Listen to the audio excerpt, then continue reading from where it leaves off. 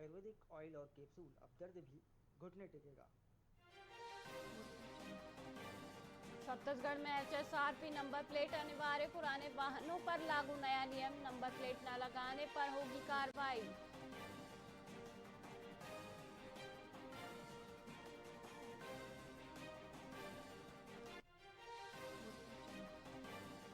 सट्टा सिंडिकेट का मास्टरमाइंड गिरफ्तार, रायपुर पुलिस ने मुंबई से आरोपी को पकड़ा। इन्फ्लुएंसर बाबू खेमानी पुलिस की गिरफ्त में आया।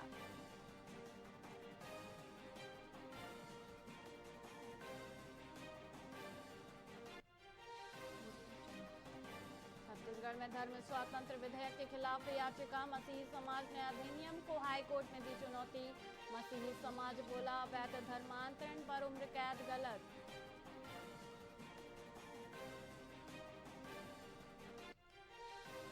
छत्तीसगढ़ में सरकारी कर्मचारियों की छुट्टी पर सख्ती, कलेक्टर की अनुमति के बिना नहीं मिलेगा अवकाश, मुख्यालय छोड़ने पर भी रोक।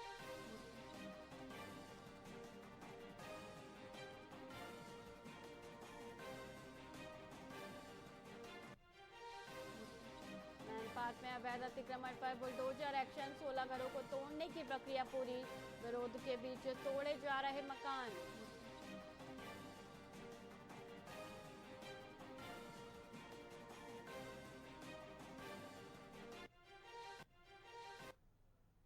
नमस्कार, आप देख रहे हैं वीआईपी न्यूज और मैं हूं वैशाली श्रीवास्तव। आइए रुक करते हैं खबरों की ओर।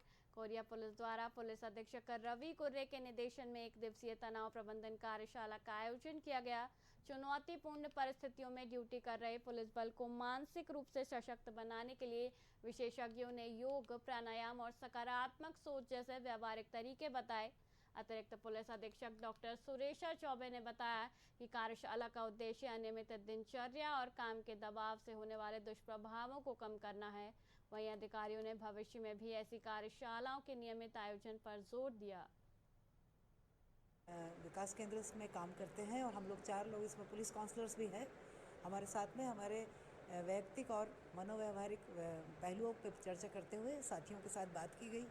हमारे साथियों का मानसिक स्वास्थ्य प्रश्नावली का भी अंकन किया गया और कुछ साथियों को अलग से इसके लिए कुछ सहयोग और गाइडेंस भी प्रदान किया गया। आगे भी हम इसमें सेवा दे सकेंगे और ऐसे अवसर बार बार हमें मिलेंगे। एकमात्र उद्देश्य कि पुलिस में बढ़ते तनाव को कम करना है, क्योंकि शासकीय कार्यों के साथ साथ पब्लिक एवं राजनीतिक प्रेशर भी पुलिस पे बहुत ज़्यादा रहता है और पारिवारिक अपनी ड्यूटीज़ वो निभा नहीं पाते हैं, तो उसका भी कहीं ना कहीं क्लेश उनके मन में रहता है।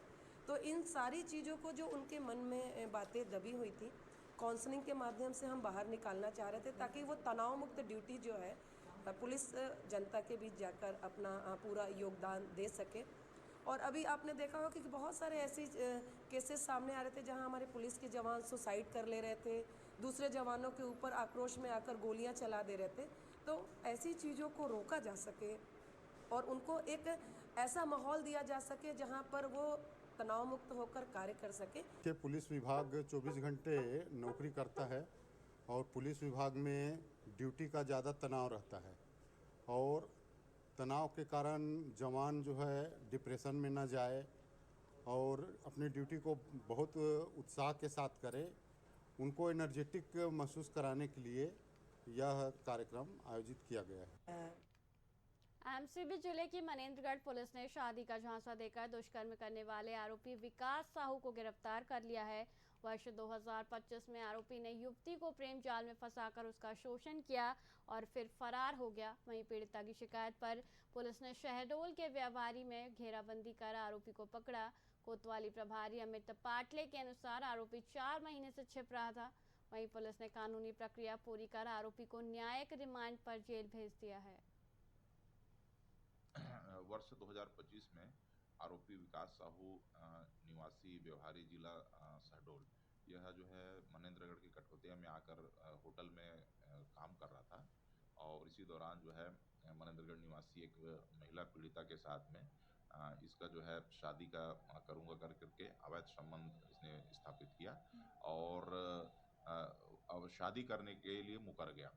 मुकरने के बाद जो है पीड़िता द्वारा ये आरोपी वापस शहडोल चला गया और पीड़िता भी इसके परिजनों के पास वहाँ गई। वहाँ पे इसको सहयोग नहीं मिला और आरोपी इसको जो है झूठ बोल करके छुपते रहा। उक्त डायरी थाना मनेंद्रगढ़ में प्राप्त हुई और यहाँ पर नंबरी कायम कर करके आरोपी की सरगर्मी से पतासाजी की, जो लगभग जो है 3-4 महीने से आरोपी फरार रहा।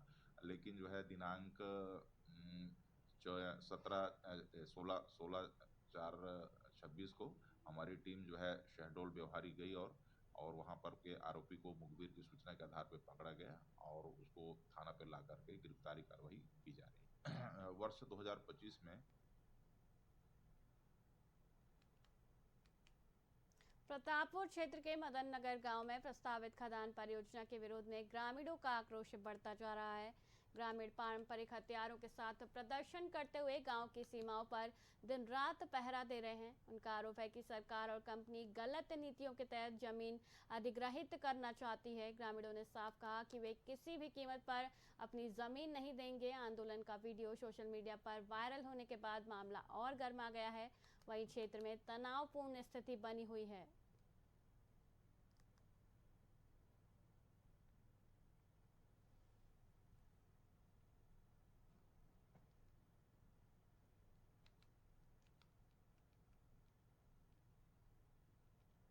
छत्तीसगढ़ के सक्ती जिले के सिंगीतराई स्थित वेदांता पावर प्लांट में हुए भीषण बॉयलर विस्फोट ने हड़कंप मचा दिया। हादसे में 20 श्रमिकों की मौत हो गई, जबकि 15 से अधिक गंभीर रूप से घायल हैं। वहीं विस्फोट के बाद मौके पर अफरा तफरी मच गई और राहत बचाव कार्य शुरू किया गया। घायलों को अस्पताल में भर्ती कराया गया है। वहीं घटना की जानकारी मिलते ही कांग्रेस नेता मौके पर पहुंचे और हालात का जायजा लिया, साथ ही घायलों के बेहतर इलाज की बात कही।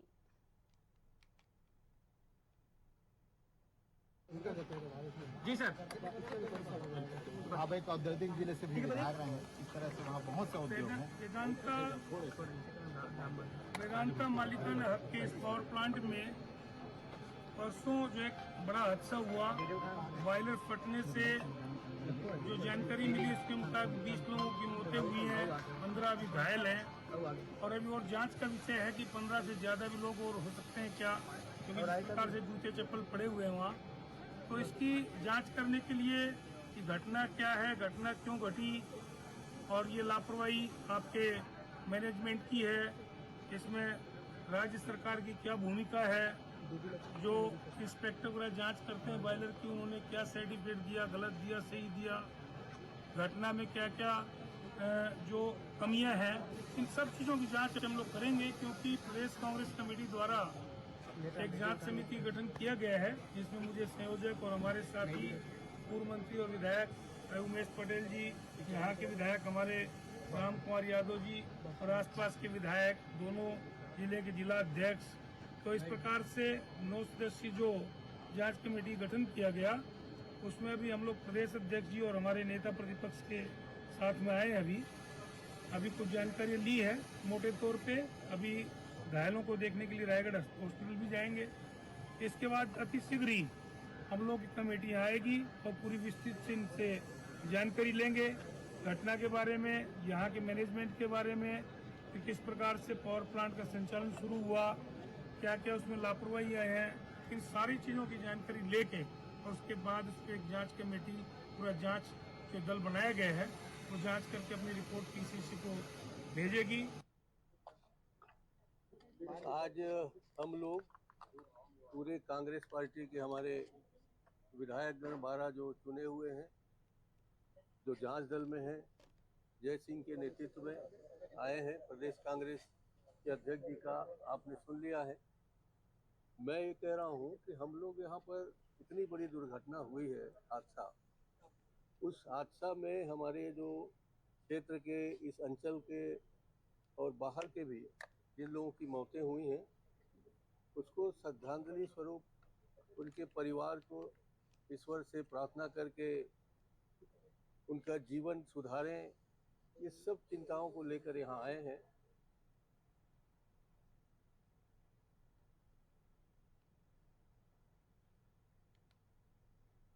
एमसीवी जिले के मनेंद्रगढ़ में पीलिया के बढ़ते मामलों ने गंभीर स्थिति पैदा कर दी है। दूषित पानी की सप्लाई को इसका मुख्य कारण माना जा रहा है, जिससे करीब 35,000 आबादी प्रभावित हो रही है। बीते 3 महीनों में 40 से अधिक मरीज सामने आए हैं, जिनमें बड़ी संख्या बच्चों की है। नगर पालिका और स्वास्थ्य विभाग की कार्यप्रणाली पर सवाल उठ रहे हैं। प्रशासन ने लोगों को साफ पानी पीने और सावधानी बरतने की सलाह दी है, जबकि जल्द सुधार की मांग तेज हो गई है।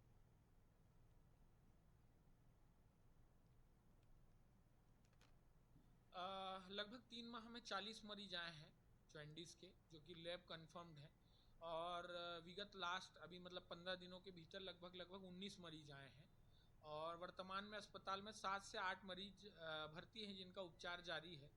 तो आने वाले जितने भी मरीज हैं उनको हम लोग सही साफ सलाह दे रहे हैं, एवं गर्म भोजन करने, बाहर की चीज़ें ना खाने, और बाहर जो खुले में बनने वाली सामग्री है उनको सेवन करने को हम मना कर रहे हैं। एवं उनको आगे की स्वास्थ्य सलाह दे रहे हैं कि किस प्रकार से हम इन चीज़ों से बचा जा सकता है और जल्द से जल्द से हम स्वस्थ हो सकें।